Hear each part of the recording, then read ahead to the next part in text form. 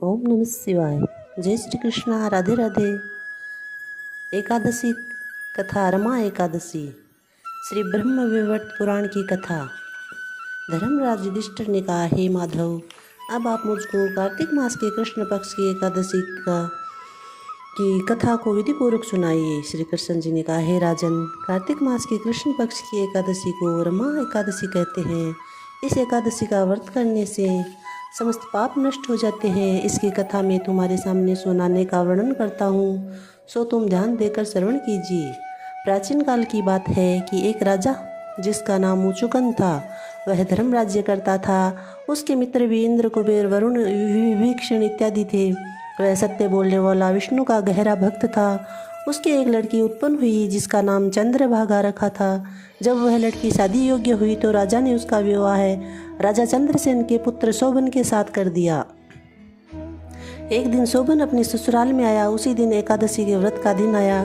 चंद्रभागा ने एकादशी का दिन समीप आया जानकर विचार किया कि मेरा पति अत्यंत दुर्बल है, इसलिए यह व्रत नहीं कर सकेगा। हे भगवान, मैं क्या करूं? मेरे पिता की आज्ञा कठिन है।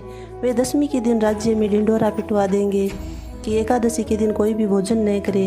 जिसे सुनकर शोभन अपनी पत्नी के पास आया और उसने पूछा कि हे प्रिय, तुम मुझे कोई ऐसा उपाय बताओ जिससे मेरा जीवन नष्ट न हो।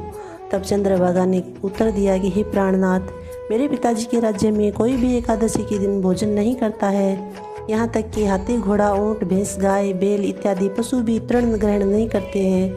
तब फिर आप बताइए कि मनुष्य होकर किस प्रकार अन्न ग्रहण कर सकते हैं।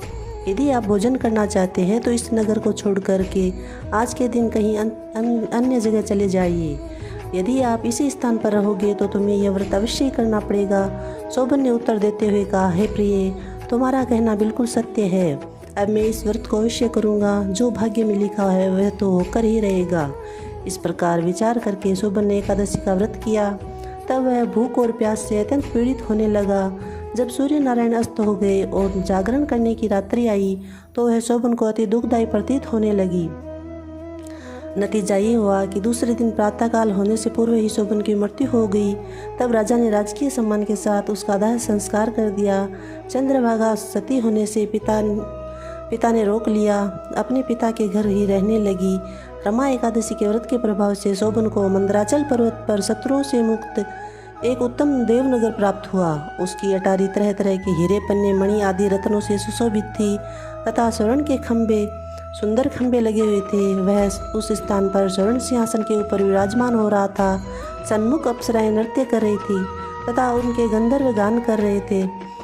वह शोभन उस समय दूसरे इंद्र के समान वहाँ शोभा दे रहा था। एक समय एक सोम शर्मा नामक ब्राह्मण मुचुकुंद नगर का रहने वाला तीर्थ यात्रा के लिए घूमता घूमता उस स्थान पर चला आया। सोम शर्मा ने शोभन को राजा का जमाई जानकर पहचान लिया और वह उसके निकट गया। सोम शर्मा ब्राह्मण को आया देखकर राजा शोभन अपने सिंहासन से उठ खड़ा हुआ और ब्राह्मण का सत्कार कर बिठाकर अपने ससुर तथा अपनी स्त्री चंद्रभागा की कुशलता का समाचार पूछने लगा। सोम शर्मा ने ब्राह्मण से कहा, हे राजन, हमारे राजा और आपकी पत्नी चंद्रभागा दोनों सकुशल है। अब आप मुझको अपना वृतांत सुनाओ, क्योंकि मुझे यह सब देखकर बड़ा आश्चर्य हो रहा है कि ऐसे विचित्र और सुंदर नगर न तो मैंने पहले कभी देखा है और ना ही कभी सुना है। सो आपको किस प्रकार प्राप्त हुआ है? शोभन ने कहा, हे सोम शर्मा, यह सब कार्तिक मास के कृष्ण पक्ष की रमा एकादशी के व्रत के प्रभाव से है। इसी कारण ये सब कुछ वैभव मुझे प्राप्त हुआ है, किंतु ये सब अध्रुव स्थिर है। सोम शर्मा ने पूछा कि हे राजन, ये सब अध्रुव कैसे है और ध्रुव स्थिर कैसे होगा? इस बात का पूर्ण रहस्य मुझे कहो। शोभन ने कहा, हे ब्राह्मण, मैंने श्रद्धापूर्वक उस व्रत को नहीं किया था, परंतु उसके प्रभाव से मुझे ये नगर प्राप्त हुआ है, इसलिए मैं इसे अध्रुव मानता हूँ। यदि तुम इस वृत्तांत को राजा मुचुकुंद की पुत्री चंद्रभागा से कहोगे तो वह इसे ध्रुव बना देगी। सोम शर्मा ने मुचुकुंद नगर में आकर यह सारा वृत्तांत चंद्रभागा को सुनाया। यह सब हाल सुनकर राजपुत्री चंद्रभागा ने कहा, हे ब्राह्मण, क्या आप ये सब वृत्तांत आंखों देखा प्रत्यक्ष का सुना रहे हो या कोई स्वप्न देखा है? सोम शर्मा ने समझाते हुए कहा, हे राजकन्या चंद्रभागा, यह जो कुछ भी वृत्तांत मैंने तुमसे कहा है वह सब अपनी आंखों से देखा प्रत्यक्ष है। इसमें किंचित मात्र भी झूठ बात नहीं है, परंतु वह नगर अध्रुव है। तो अब कोई ऐसा उपाय करो जिससे वह नगर ध्रुव बन जाए।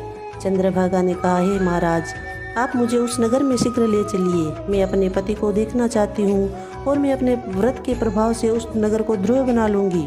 तब सोम शर्मा चंद्रभागा को लेकर मंदराचल पर्वत के पास वामदेव मुनि के आश्रम पर लेवा लाया। तब वामदेव मुनि ने मंत्रों से चंद्रभागा का अभिषेक किया।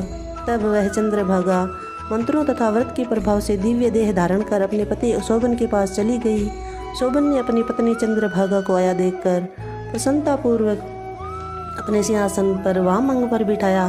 तब चंद्रभागा ने शोभन से कहा, हे प्राणनाथ, अब आप मेरे व्रत के पुण्य प्रभाव को सुनिए। जब मैं अपने पिता के घर में 8 वर्ष की आयु की थी, तभी से मैं इस एकादशी का व्रत तथा विधि से करती हूँ। उन्हीं व्रतों के प्रभाव से आपका यह नगर ध्रुव हो जाएगा और समस्त कर्मों से युक्त होकर प्रलय काल के अंत तक रहेगा। वह चंद्रभागा दिव्य देह धारण करके अपने पति के साथ आनंद से रहने लगी। हे युधिष्ठिर, ये मैंने तुमसे रमा एकादशी का महात्म्य कहा है। जो मनुष्य इस रमा एकादशी का व्रत को धारण करते हैं, उनके ब्रह्म हत्या इत्यादि समस्त पाप नष्ट हो जाते हैं। बोले श्री कृष्ण चंद्र भगवान की जय। जय श्री कृष्ण। राधे राधे।